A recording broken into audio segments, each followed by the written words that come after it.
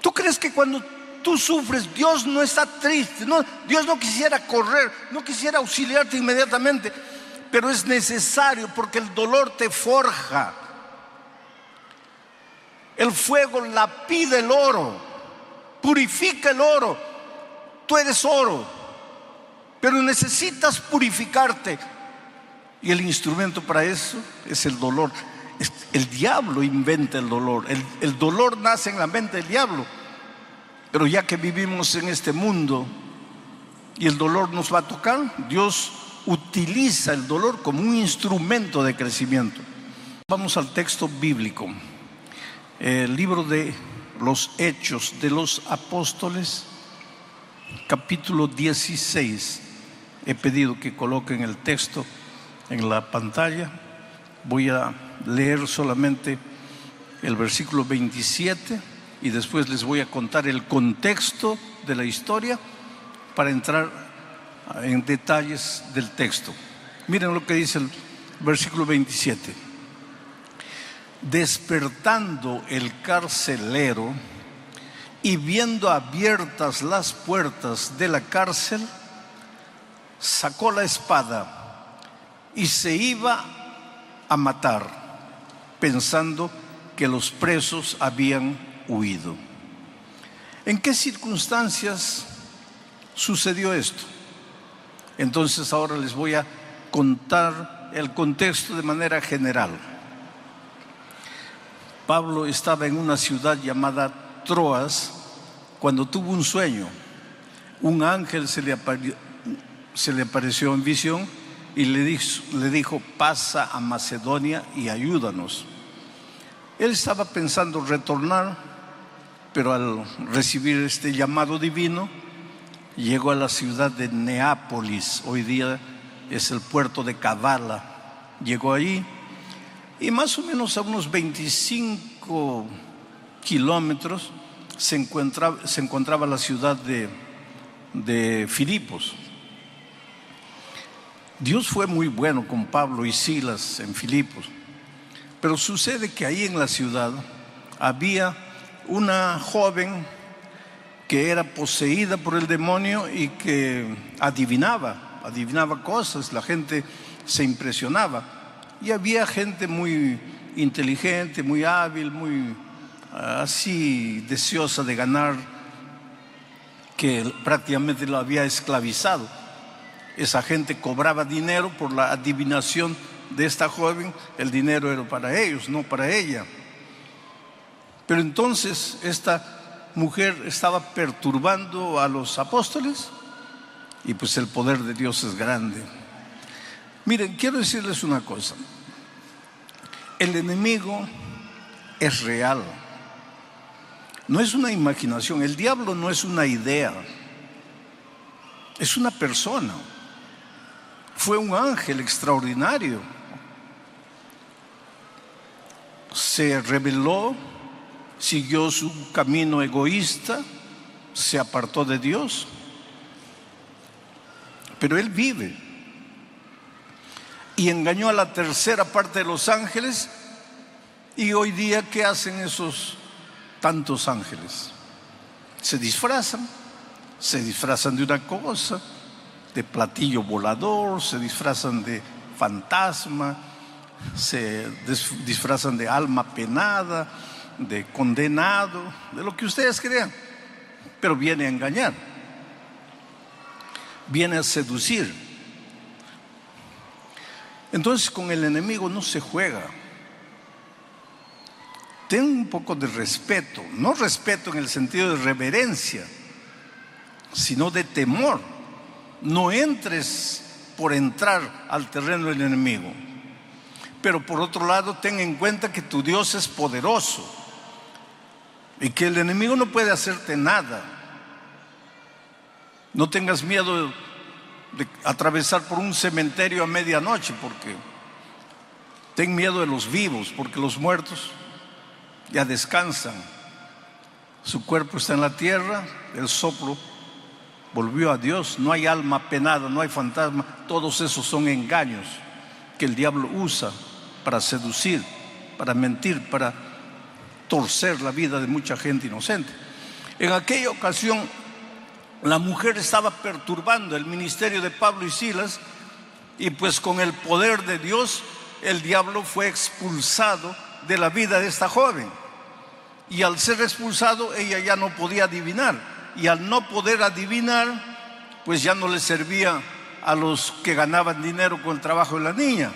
Entonces ellos fueron a las autoridades y se quejaron de Pablo y Silas, acusándolos de muchas cosas. Y fueron aprisionados. ¿Por hacer qué? Por predicar el evangelio. Y encargaron al carcelero colocarlo en la celda del fondo y amarrarlo bien con grillos. Y lo amenazaron al carcelero: si ese hombre huye, si esos dos hombres huyen, tú las vas a pagar. Y ahí estaban. Estoy contándoles el contexto. Era medianoche. Pablo y Silas con las espaldas sangrando, porque antes de colocarlos en la prisión los habían azotado, doliendo. Querido, hay una cosa: mientras vivamos en esta tierra, mientras peregrinemos en este mundo, muchas veces nuestras espaldas van a sangrar. Muchas veces el dolor nos va a tocar, aunque estemos haciendo la voluntad de Dios. Yo diría más: justamente por hacer la voluntad de Dios, despiertas la ira del enemigo. Y a los que se van a bautizar les voy diciendo: prepárate, porque si tú crees que la vida cristiana es un mar de rosas donde todo te va a salir bien, no estás teniendo una visión correcta del evangelio. Al entregarte a Cristo, vas a tener un Dios todopoderoso a tu lado, miles y miles de ángeles para protegerte, defenderte, darte fuerza para continuar el camino. Pero que el enemigo va a venir con todo encima de ti, sí, prepárate, puede ser que sí. ¿Por qué Pablo y Silas estaban presos? Por predicar el evangelio, por hacer la voluntad de Dios, por expulsar un demonio. Estaban a medianoche con las espaldas sangrando, pero cantando. Estaban de noche con las espaldas sangrando, pero cantando. Aquí hay una verdad interesante. Mientras peregrines por el desierto de este mundo, no eres inmune al dolor. El dolor te puede alcanzar porque vives en un mundo de dolor. El dolor muchas veces es inevitable, pero el sufrimiento, que es rumiar el dolor, el sufrimiento es una opción. Tú sufres porque aceptas acariciar el dolor. El sufrimiento es el estar rumiando el dolor. Pero ¿qué hago si mi esposa falleció? Si mi hijo descansó, si estoy con cáncer, si he perdido el empleo, ¿debo alegrarme? No, querido, no debes alegrarte. Pero no puedes estar pensando en lo que te sucedió y pensando. Levanta tus ojos al cielo, clama a Dios. Estás herido, con las espaldas sangrando, pero canta. Eso es lo que hacían Pablo y Silas. Porque si ya estás con las espaldas sangrando y te pones a lamentarte, vas a sufrir más. El dolor es inevitable, pero el sufrimiento es una opción. Entonces, Pablo y Silas estaban cantando, y cuando tú en medio del dolor, en medio del sufrimiento, alabas a Dios, cantas a Dios, va a suceder algo extraordinario. Porque Dios se alegra con la alabanza, con el olor con el loor de sus hijos. Aunque estés sufriendo, si tú cantas a Dios, si tú alabas a Dios, si tú levantas las manos al cielo y le dices: Señor, estoy sufriendo, me duele, no quisiera sufrir, pero ya que el dolor sufrió, ayúdame a alabarte en medio del dolor, va a suceder algo extraordinario. Dios no permanece inerte, no se cruza de brazos. Él es un Dios vigilante. Él conoce los detalles de tu vida. No hay nada oculto para Él. Tal vez el drama que estás viviendo lo guardas como un secreto en tu corazón y nadie sabe, pero Dios sabe. Aprende a alabar a Dios en medio del dolor, en medio de las lágrimas. Y si tienes que cantar llorando, llora, pero canta. Alaba el nombre de Dios.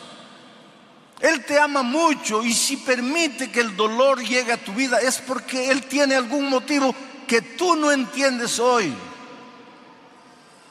Dios te ama y quiere prepararte y quiere hacerte crecer. Estudiamos en la lección de la escuela sabática la figura del destetado, del desmamado. Es una figura interesante. ¿Quién sufre más cuando un nené es desmamado? ¿La mamá o el nené? Claro, el nené quiere el pecho materno. Desde que ha nacido ha estado en el pecho materno. Pero la mamá sabe que llegó el momento de crecer, de avanzar. No puede estar mamando la vida toda. Tiene que ser desmamado. La mamá sabe y entiende, pero el bebé no sabe ni entiende. Él solo llora. Pero ¿quién sufre más? Yo creo que la madre. Yo creo, porque yo soy hombre. Nunca di de mamar. Pero la madre me entiende. La madre sufre terriblemente al ver a su hijito llorando, pero sabe que tiene que llorar para crecer. Ese es Dios. ¿Tú crees que cuando tú sufres, Dios no está triste? No, Dios no quisiera correr, no quisiera auxiliarte inmediatamente, pero es necesario porque el dolor te forja. El fuego lapida el oro, purifica el oro. Tú eres oro, pero necesitas purificarte. Y el instrumento para eso es el dolor. El diablo inventa el dolor. El dolor nace en la mente del diablo. Pero ya que vivimos en este mundo y el dolor nos va a tocar, Dios utiliza el dolor como un instrumento de crecimiento. Imagina aquella noche Pablo y Silas cantando. De repente ocurrió lo extraordinario. Un terremoto. Las paredes temblaron. Algunos lados de la prisión cayeron. Y cuando el carcelero despertó, lo primero que pensó fue: los prisioneros se han escapado. Y si se han escapado, yo estoy mal, porque me han dicho que yo soy el responsable. Y si los dejé escaparse, ellos me van a matar a mí. Estoy perdido. Ya no hay solución. La única solución para mí es la muerte. Entonces agarró la espada y estaba para clavársela cuando oyó la voz de Pablo y Silas desde adentro que le dijeron: no te hagas daño, estamos aquí, no hemos huido. Voy a pedir ahora que vuelvan a colocar el primer texto, porque hay unas implicaciones interesantes que quiero extraer del texto. Despertando el carcelero. Cuando el carcelero despertó, claro, aquí está narrando la historia. Él estaba durmiendo, era medianoche, con el temblor, todo, despertó. Pero nosotros podemos extraer una verdad espiritual interesante. Un día todos los seres humanos necesitamos despertar. ¿Despertar para qué? Para cobrar, para tener noción de la realidad.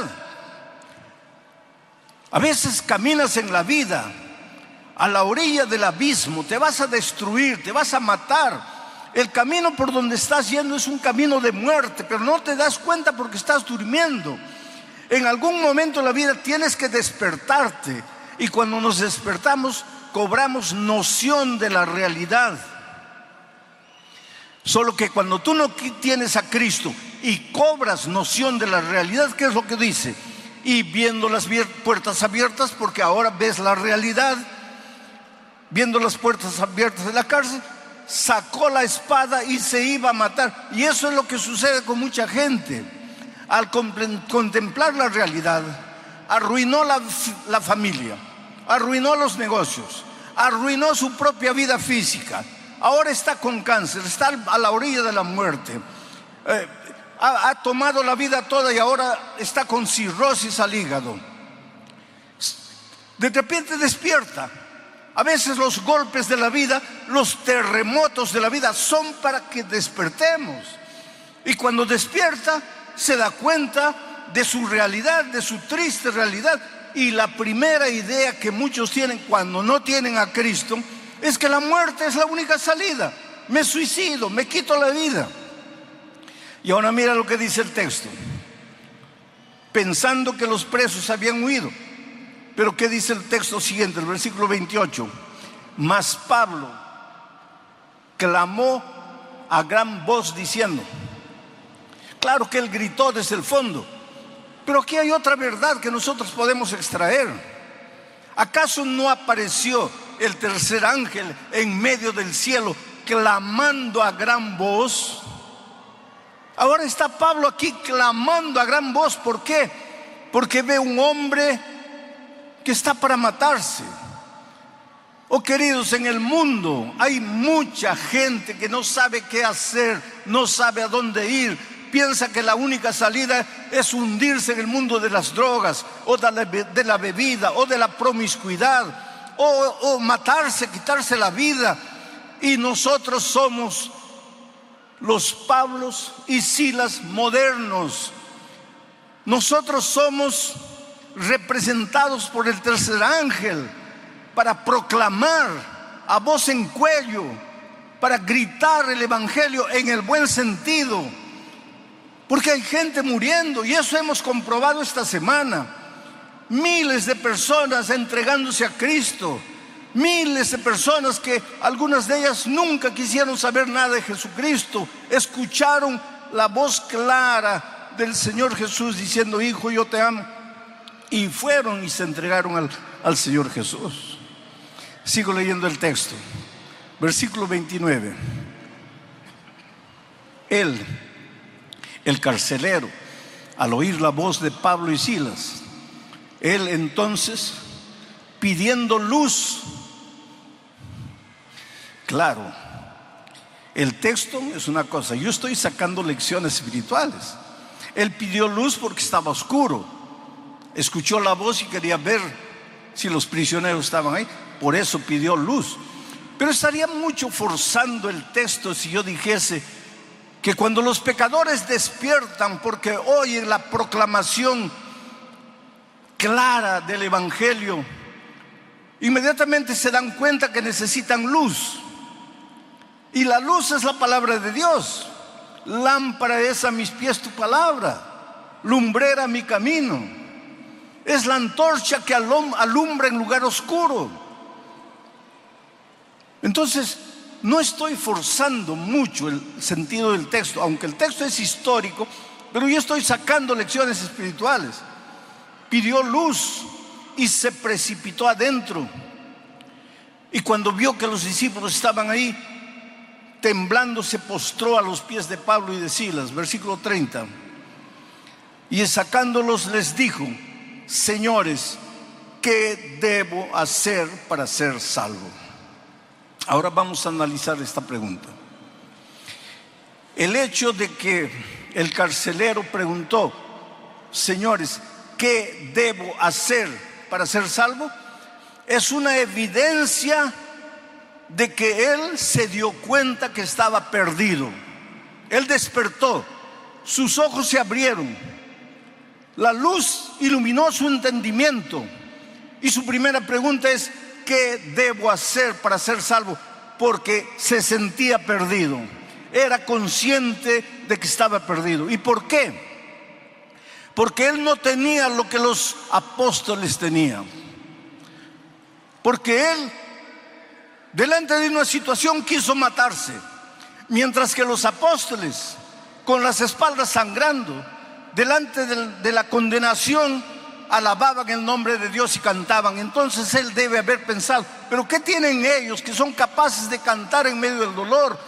¿Y qué me falta a mí? Que con un simple terremoto ya quiero matarme. Lo cierto es que él se dio cuenta que los discípulos, los apóstoles, tenían algo que él no tenía. Miren la responsabilidad que Dios nos da.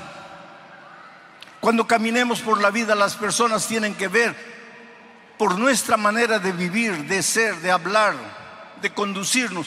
Tienen que entender que hay algo en nosotros que no es normal, no es humano, es de Dios. El carácter de Jesucristo tiene que reflejarse en nuestra vida de tal manera que seamos el Evangelio andando, el Evangelio caminando. De tal manera que las personas vengan y digan: ¿qué tienes? Eres diferente. ¿Por qué eres así? Señores, ¿qué haré para ser salvo? Esa pregunta revela que él era consciente de que estaba perdido. Esa pregunta también revela que él no sabía cómo se podía alcanzar la salvación. Por eso preguntó: ¿qué debo hacer para ser salvo? Él era consciente de su estado de perdición y no sabía cómo alcanzar la salvación. Es interesante que el Señor Jesucristo, cuando estuvo en esta tierra, contó 3 parábolas. La parábola de la moneda perdida, la dracma perdida, que simboliza a todos los seres humanos que, como una moneda, están perdidos, pero no tienen conciencia de que están perdidos. Porque la monedita es una cosa, está pisoteada por los hombres, no se da cuenta porque es moneda, es cosa. Pero Jesús narró también la parábola de la oveja perdida. Y la oveja perdida simboliza a todos los que están perdidos, pero despertaron. Sus ojos fueron abiertos y se dan cuenta que están perdidos y quieren alcanzar la salvación, pero no saben cómo, no saben dónde. Como la ovejita que se da cuenta que está perdida y bala, corre desesperada de un lado a otro, se da cuenta que está perdida, pero no conoce cuál es el camino que la va a llevar de vuelta a la casa. Hay mucha gente hoy día en el mundo que tiene conciencia de su estado de perdición y que quisiera hacer lo que sea para alcanzar la salvación, pero no conoce la palabra de Dios, no conoce el Evangelio. Yo estuve en un país de Europa, específicamente Portugal, en el santuario de Fátima, y vi con mis ojos gente caminando de rodillas, gente avanzando de rodillas, pero de kilómetros atrás. Las rodillas sangraban, se habían amarrado paños y la sangre atravesaba los paños y dejaba una mancha horrible en la calle, mancha de sangre. Y a medida que se acercaban del santuario, esas personas lloraban y cantaban y clamaban a Dios. Y aquello me impresionó tanto, me dolió el corazón. Esas personas son tan sinceras cuanto yo. Esas personas son tan sinceras como tú. Solo que nosotros tenemos la bendición de que nos llegó la palabra de Dios y entendemos que somos salvos por la gracia, mientras que ellos están queriendo alcanzar la salvación por el dolor, por el sacrificio, por la penitencia. Pero Jesús también contó la historia del hijo perdido. El hijo sabía que estaba perdido, conocía el camino de vuelta para casa, pero le faltaba tomar la decisión. Hay mucha gente, especialmente ahora que el Evangelio es predicado por la radio, que escucha el mensaje, entiende que está perdida, entiende inclusive el plan de la salvación, pero le falta tomar la decisión. No mañana, no después, no el próximo año, no cuando me jubile, no cuando me gradúe, no cuando me case, pero no toma la decisión. Es necesario tomar la decisión porque hoy es el día de buena nueva, hoy es el día de salvación. Oh querido, la salvación puede usar, el tema de la salvación puede ser usada por el diablo también para engañar. Cuando el carcelero preguntó, ¿qué debo hacer para ser salvo?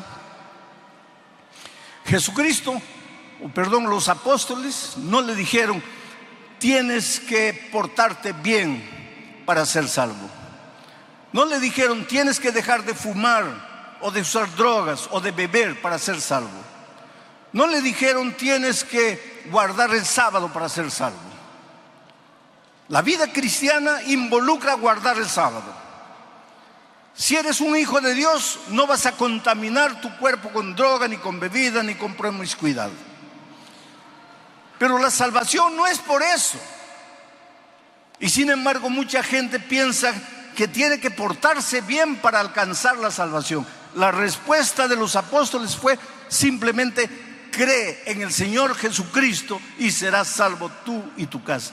Creer. Pero el enemigo puede venir y seducirte y engañarte y hacerte creer que necesitas hacer algo para alcanzar la salvación. Que la salvación es por la gracia, pero necesitas hacer algo para ayudar a la gracia. Y esa es una mentira completa. Y nosotros a veces somos muy propensos a caer en esa trampa. Por otro lado, cuando el enemigo no puede llevar a depositar la confianza de las personas en el comportamiento, en la conducta, te lleva al otro extremo. De creer que porque eres salvo por la gracia, ya no debes obedecer. Ya no tienes que preocuparte con la ley de Dios, que ya no tienes que preocuparte con el sábado, ni con la salud, ni con cuidar el cuerpo. ¿Por qué? Porque eres salvo por la gracia. Y sin embargo, Pablo es claro cuando escribe a los Efesios y les dice que no somos salvos por obra, sino solamente por gracia. ¿Y por qué? Para que nadie se gloríe, para que nadie piense que le ha ayudado un poquito a Jesús para alcanzar su salvación. Tú y yo no podemos nada, no somos nada. Nuestras buenas obras, nuestras justicias son como trapo de inmundicia. Somos salvos únicamente por la gracia. Pero si hemos sido salvos por la gracia no solo es perdonadora, es transformadora. Al mismo tiempo que Jesucristo te perdona, te transforma, te hace una nueva criatura en Él, en Cristo, para que vivas una vida nueva. Ahora vas a vivir como un príncipe en el reino de Dios. Ya no eres más un pordiosero. Ahora vas a caminar en los caminos de Dios.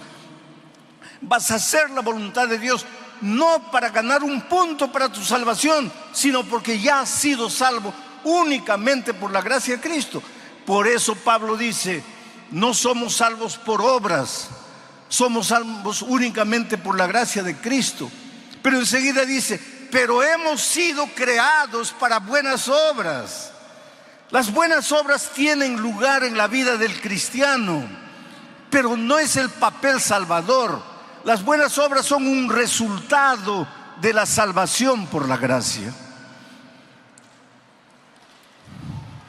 Cuando el carcelero preguntó, ¿qué debo hacer para ser salvo?, la respuesta de Pablo y Silas no fue, no te preocupes, que todos se van a salvar. Y sin embargo, inclusive en la iglesia nuestra, vez por otra aparece alguien predicando que Dios es misericordia, Dios es amor y que un Dios amoroso jamás dejaría de salvar a sus hijos, por más que ellos hayan rechazado la gracia. A eso le llaman universalismo. Y hay inclusive ministros de esta iglesia saliendo por enseñar eso. Pero será tan difícil entender. San Juan 3:16. Porque de tal manera amó Dios, ¿a quién?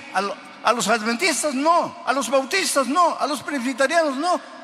Porque de tal manera amó Dios a los católicos, no. El texto dice, porque de tal manera amó Dios al mundo, a todos los seres humanos. Dios nos ama a todos. Seas bueno, seas malo, Dios te ama. Estés completamente hundido en la miseria de esta vida, Dios te ama. Porque de tal manera Dios amó al mundo y dio a su Hijo unigénito. Y ahora viene, para que todo aquel que en Él cree. El amor de Dios es para todo el mundo, pero la salvación es únicamente para los que creen. Entonces no puedes salir diciendo que Dios es amor, Dios es misericordia, y va a salvar a todo el mundo. Por eso es que la Biblia es un libro de llamado. Desde el Génesis hasta el Apocalipsis, Dios está llamando, ven, ven, ven, ven. ¿Por qué? Porque si te vas a perder. Por eso es que Él toca la puerta de tu corazón invitándote. Oh querido, ¿cómo eres amado por Dios? Yo siempre digo que nunca voy a entender, nunca voy a poder explicar el amor de Dios. También sería un atrevimiento. ¿Cómo explicar el amor de Dios?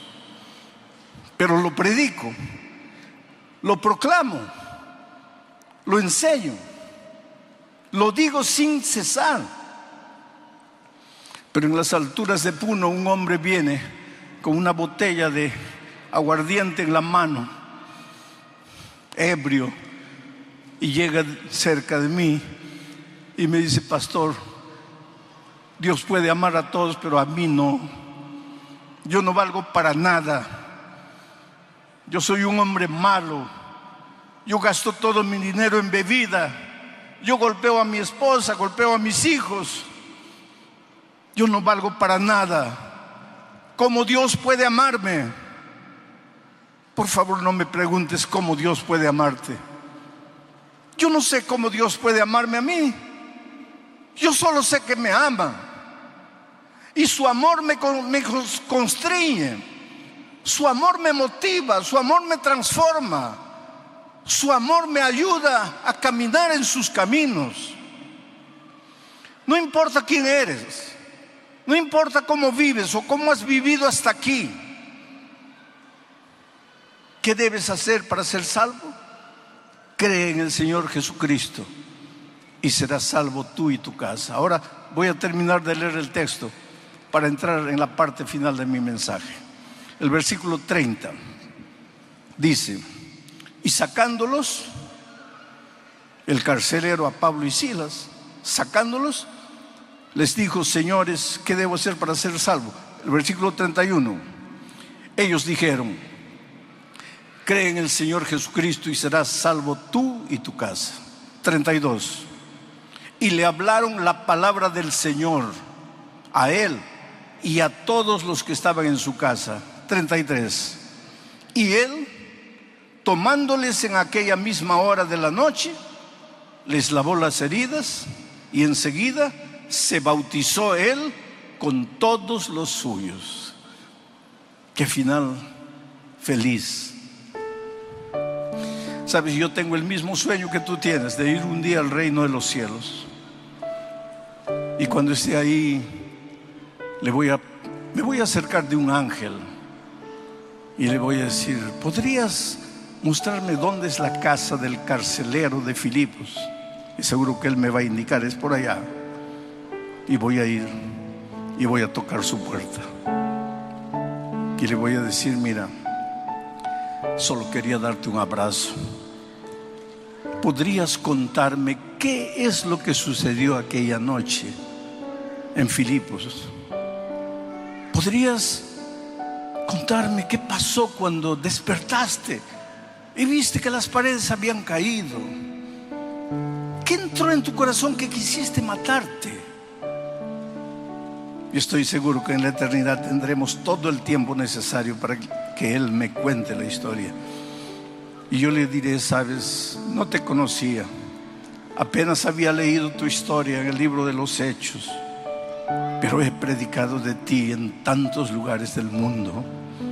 Y al final de mi mensaje he hecho una invitación para que las personas vengan adelante entregándole la vida a Cristo. Y cientos de personas vinieron, porque tu testimonio, tú no tienes idea de cómo tu testimonio ayudó a miles de personas alrededor del mundo. Oh querido, Dios te ama y ahora llegó tu oportunidad. Ven a Jesucristo. Muchos de ustedes ya han tomado la decisión de bautizarse y han estudiado la Biblia. Y si estaban en el valle de la decisión, en este momento con toda seguridad el Espíritu de Dios está tocando tu corazón y te está diciendo: bautízate. Pero muchos de ustedes están recién conociendo la palabra de Dios y lógicamente no se van a bautizar, porque primero tienen que estudiar la palabra. ¿Recuerdas el texto que dice que Pablo les enseñó la palabra y entonces él y su familia se bautizaron? Te voy a pedir que te levantes y vengas. Si quieres bautizarte hoy, o si simplemente quieres aceptar a Jesucristo como tu Salvador y expresarle tu deseo de continuar estudiando la palabra de Dios. En el nombre de Jesucristo, levántate y ven. ¿Quién es la primera persona? Miren, allá está un hombre caminando con fe.